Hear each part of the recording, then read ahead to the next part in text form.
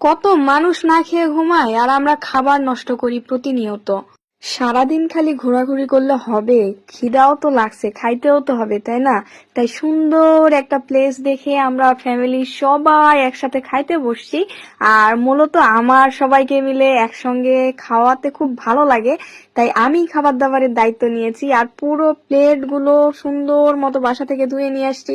আবার এখানে এনে সুন্দর করে ধুয়ে একবারে সবাইকে পরিবেশন করার দায়িত্ব নিয়ে নিয়েছি। আমরা একসাথে প্রায় 10-12 জনের মতো ছিলাম, সো সবাই মিলে একসঙ্গে একসাথে খাইতে বসছি। মানে একসাথে সব জায়গায় যাওয়া খাওয়ার মজাই আলাদা, তাই না? আমাদের খাবারের মেনুতে কিন্তু সুন্দর করে বাসায় রান্না করা খিচুড়ি এবং সাথে ডিম ভাজি ছিল, যেগুলো একেবারে বাসা থেকে রান্না করে নিয়ে আসা ফুল ফ্রেশ খাবার।